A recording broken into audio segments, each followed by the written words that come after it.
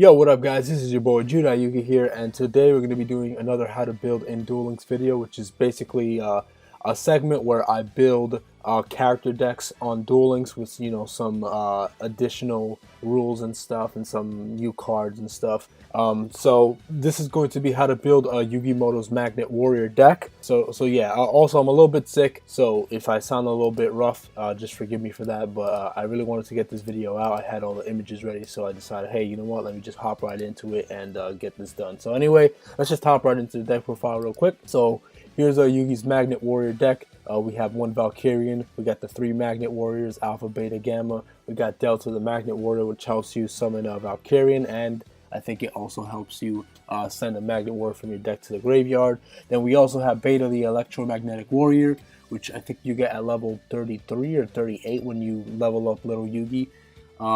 He also sends a Magnet Warrior to the graveyard and sends himself to the graveyard to... I forgot what the other part was. But I know he can tribute himself during his opponent's turn to either specials. I think it's to special summon a Magnet Warrior from the graveyard. I'm pretty sure. Then we got Tackle Crusader. Actually, it's a pretty good card. It came in handy many times. Its effect to either, I think it pops a spell card or returns a spell card on the field or destroys a monster or something like. Has a pretty good effect. I like it. Then we got Giant Soldier of Stone for some good defense, and it's a rock type, so it synergizes with the deck. Next, we got Spear Kuriboh. I will explain in a future video why Spear Kuriboh is in there. I added some additions into the rules and stuff, so I'm gonna get into that in a future video where I discuss new cards that are gonna be in other in all the characters' decks and why I added them in there. But yeah, Spear Kuriboh is going to be in there, which is really cool, so you guys can definitely add that. And then the final monster, we got Gandora, the Dragon of Destruction. This is kind of your secondary boss monster. Obviously the whole deck is focused around summoning Valkyrion, but in case if you're having a hard time summoning that and you have nothing else, just summon Gandora, bomb the field, and just attack directly.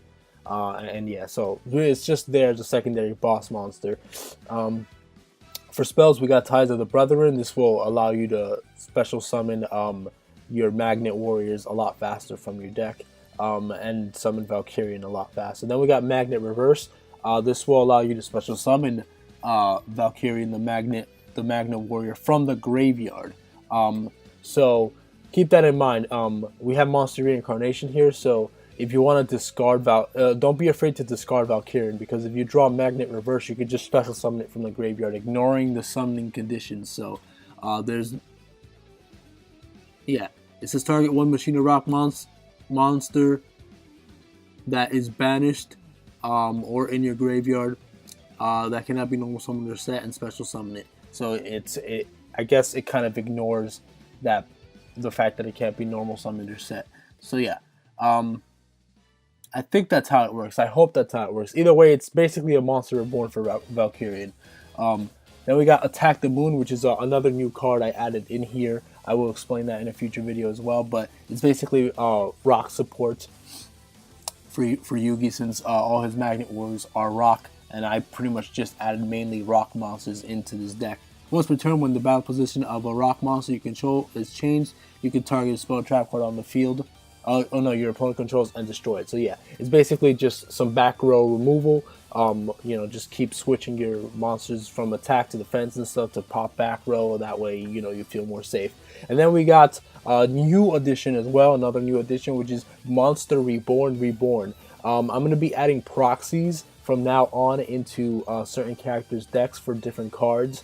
So Monster Reborn will be a replacement for Monster Reborn. And you'll see in the side deck some other choices I made to replace other anime cards or other banned cards that aren't in Duel Links for obvious reasons. So yeah, until they give us at least one copy of Monster Reborn, if they ever do. For now, I will allow you guys to add Monster Reborn in Yugi's deck, Kaiba's deck, Joey's deck, and any character in the anime that has Monster Reborn in their deck. Not every character, but any character that has it in their deck. Just making myself clear. But yeah, Monster Reborn is in there. It's a bit of a late game card. It's not very good early on. If you have enough monsters in the graveyard, you have to have at least 3 to do that. And then your opponent gets to randomly select one of them from the graveyard you special summon that one and then banish the other two. So yeah, it is not as good as Monster Reborn for obvious reasons. It's a underpowered version of it, but it is there in case if you need it. Then we got Monster Reincarnation, and then we got Gold Sarcophagus to help you search out whatever piece you need, whatever final piece you need of the puzzle, so to speak. And then we got the Trap Cards Magnet Reverse. This pretty much makes it so your rock monsters are unaffected by your opponent's monster effects. I added it in the main deck, but to be honest, I feel like it's more of a side deck card. I just added it in there because it's a magnet card, but you should definitely side deck it. Only use this against a character that actually has monster effects that could affect you. So like Jaden Yugi has Plasma Vice, and Necroid Shaman, like he has monster effects that actually, you know, pop you or target you and stuff like that. That's where this will come in handy. But not every character has that, so this card will be pretty much useless. So make sure you do good research on every character's deck to see if they have any monster effects that actually affect your monsters at all. And if not, then just take this out and replace it for something in the side deck that we'll get into later. But yeah, then we got Dust Tornado, we got Lightforce Sword, which is good because you activate this card, you could ruin your opponent's combo in your hand. They draw a good card, banish a random card in their hand. It could potentially ruin their whole plan and could help you stall out a little faster, just messing up their plays. Then we got Shattered Axe, once again for defense purposes. It weakens your opponent's one of your opponent's monsters by 500 during each of your standby phases, I think, or their standby phases, which is good because, you know, this is a very defensive deck. You're mostly going to be defending with this deck for the most part and trying to keep all your materials on the field or sending them to the graveyard so that you can summon Valkyrion or so you can summon Gandora. So yeah, it's a very defensive deck. It's supposed to be aggressive, but it's like late game aggressive. But yeah, anyway, that's pretty much the main deck for you guys. Very straightforward. Next, we're going to be moving on to the side deck.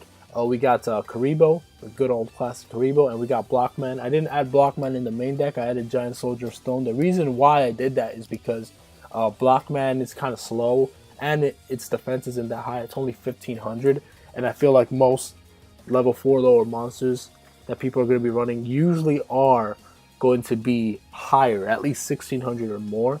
And his effect, like I said, is kind of slow. I think it's each time, like it gains a counter for each time each turn it's face up in defense, like I said, it's just rather slow, and you get tokens for it, which is good for tribute fodder. But this deck doesn't really focus on tributing. The only tribute monster it has is Gandora anyway, so it's really not that important to be tributing anyway. So I took him out, added Giant Soldier because Giant Soldier has at least more defense, which will come more in handy if you're trying to play the stall game for now. But yeah, Blocken is there in case if you want to use it. Then we got Mystic Box, another card that's it's pretty good. It's actually not that bad. You know, summon a weak monster, pop an opponent's monster, and then they take that weak monster. Then you can summon something to run it right over. So it's actually really not that bad. It helps you get rid of some really big stuff. So if you want to add that in the main deck somewhere, you can find room for it. Go right ahead. We got Dispel for obvious reasons. We got Different Dimension Capsule, which is a level up reward for Yugi, which is basically a second gold sarcophagus pretty much. So if you want to add that in there as well, so you could have two ways of searching in the deck. I didn't add it because I also have Ties with the Brother written in there. I think I already have more than enough search for now, but if you want to add it, go right ahead. Then we got Horde of the Unicorn for some attack power. We got Mage Power for more attack power. And we got Union Attack for, once again, more attack power. This will allow you to probably get over a really powerful monster your opponent controls that you can't get over. You won't do any battle damage, but you might at least get rid of that monster. So yeah, we got Shard of Greed. This is supposed to be a replacement for Pot of Greed. Obviously, we can't have Pot of Greed. It's a banned card, and it's not in Duel Links, and they'll never probably add it in Duel Links. So if you guys want to use Shard of Greed to replace it for Pot of Greed, you can definitely do that for, like I said, all characters who have Pot of Greed in their deck. You can definitely add that as a proxy, as a replacement. It's much slower than Pot of Greed for obvious reasons. It's very good early game, but it's very bad late game. You draw this late game, you're probably gonna lose. But early game is best, mid game is okay, and then late game is just terrible. So it's definitely not the best. It's, you know, you draw 2 cards, but that's like 2 turns later. So, like I said, That's why I didn't add it in the main deck, because I felt it was too slow for the strategy I was going with, and I wanted to focus on more high-speed defense and stuff like that. But yeah, then we got Overdone Burial. This is another proxy replacement card. This is supposed to replace Premature Burial. This is kind of a weaker version of it. It's basically kind of the same thing also. It's activate this card by discarding one monster from your hand to the graveyard, so you don't pay life points, you just discard a monster. Then you special summon a monster from your graveyard with a lower level than that sent monster. So you could discard Valkyrion to the graveyard to add one of your Magnet Warriors back to your hand, or you could discard Gandora to add one of your Magnet Warriors to your hand. So that's pretty much how it's going to be used in this deck. So it's right there in the side deck. If you want to use it, go right ahead, it's up to you. But yeah, this is supposed to be a replacement for Premature Burial, so I will allow that. And for all other characters who have Premature Burial in the show, you can add this to replace it. And then we got Castle of Walls for extra defense. We got Nutrient Z for protecting your life points from losing. And then we got Magic Jammer. This should probably be in the main deck, honestly. In fact, you should probably replace this card for Magnet Force in most situations, because, you know, for Jaden and Aster, you could negate their polymerization so that they can't go for their fusion summon, and, you know, just in general, Magic Jammer is just a really good card, so you should probably main deck that. But yeah, so that's the side deck, very straightforward. Like I said, this deck is just mainly made to be very defensive and late. It's very defensive mostly, and then late game offensive. It's setting everything up so that you could OTK your opponent later on with Valkyrion and or Gandora. So yeah. Anyway, so here we go. We got Yugi's skills. We got the ties that binds. Very, very straightforward. My monster cards. If your deck has 6 or more level 4 lower monsters with different names, you will have a better chance of having a level 4 monster in your starting hand. So this actually is a pretty good ability. I actually read it and I was like, wow, that's good, because, you know, since this is a character deck, you will have monsters with different names and levels or whatever. So yeah. So this will allow you to make sure you always have at least one of the Magnet Warriors in your hand. So I highly recommend using my monster cards. It will come in handy. Next we have Restart, which is very simple and straightforward. It just restarts your hand. So yeah. We got Life Point Boost A. It's just a simple, you know, you gain 1,000, you know, just for extra life points if you want. We got Draw Sense Low Level. Can be used if your life points are 18 or lower. If you took 1800 damage or whatever during the duel, during the draw phase, instead of conducting normal draw, you draw a level 4 lower monster. Once again, very good, very useful to draw your Magnet Warriors out as fast as possible. Then we got Draw Sense Earth. Once again, it's the same purpose. It's to search out the Magnet Warriors. They're all Earth, so this will allow you to search out the Magnet Warriors. So yeah, very straightforward. So that's the deck for you guys. I hope you guys enjoyed the strengths of this deck. It's like I said, it can be very defensive. The whole point of this deck is kind of just to either stall on the field or send all the Magnet Warriors to the graveyard. Don't be afraid to send them to the graveyard, because Delta will attribute himself from the graveyard to banish all of them from the graveyard to summon Valkyrion from the hand or deck. So don't worry about that. Just send as many of your materials you need on the field or to the graveyard so that you can summon Valkyrion and or Gandora or whatever. So yeah. Anyway, that's the video for you guys. I hope you guys enjoyed. A lot of new additions, a lot of new cards, and a lot of new replacement for anime cards in this build. So yeah, I will be doing a video, like I said, soon, discussing all the new cards that are going to be in each character's deck. This is kind of like a sneak preview of like some of the changes that I made.